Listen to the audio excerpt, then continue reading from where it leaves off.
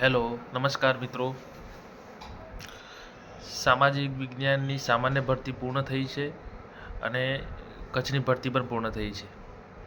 સામાજિક વિજ્ઞાનની સામાન્ય ભરતીમાં જે રીતે ઉમેદવારો ગેરહાજર રહ્યા અને રિપીટેશન અટક્યું, લગભગ 40% ઉમેદવારો ગેરહાજર રહ્યા. ખૂબ જ સારી વાત કહેવાય અને બીજા રાઉન્ડની અંદર મેરિટ નીચું આવ્યું. પણ ત્યાર પછી જ્યારે કચ્છની ભરતી શરૂ થઈ સામાજિક વિજ્ઞાનની, ત્યારે રિપીટેશનનું પ્રમાણ આપણને વધારે પ્રમાણમાં જોવા મળ્યું. જે લોકોને સામાન્ય ભરતીમાં વારો આવી ગયો હતો એ લોકો પણ કચ્છ ભરતીમાં રિપીટ થયા એવા સમાચાર અત્યારે આપણને મળી રહ્યા છે. તો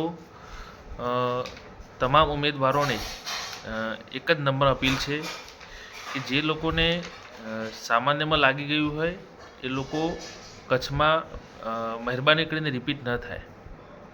આવનારા સમયમાં હજુ ગણિત વિજ્ઞાનની સામાન્ય અને કચ્છની ભરતીની પ્રોસેસ પણ બાકી છે અને ભાષાની કચ્છની ભરતી પણ શરૂ થવા જઈ રહી છે. તો આપ સૌને એક જ નમ્ર અપીલ છે કે સામાન્ય ભરતીમાં જો તમને મળી જ ગયું હોય તો કચ્છ ભરતીમાં ન આવવા આપ સૌને વિનંતી છે.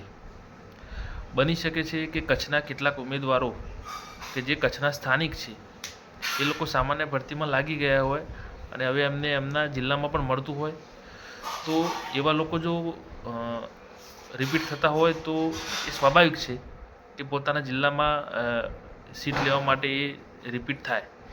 પણ એમને પણ વિચારવું જોઈએ કે જો કચ્છમાં જો એમને શ્યોરિટી પ્રમાણે મળવાનું જ હોય તો સામાન્યમાં એ ખોટી સીટ ન બગાડે અને દરેક ઉમેદવારનું પોતાનું જે સપનું છે શિક્ષક બનવાનું એ સાકાર થાય.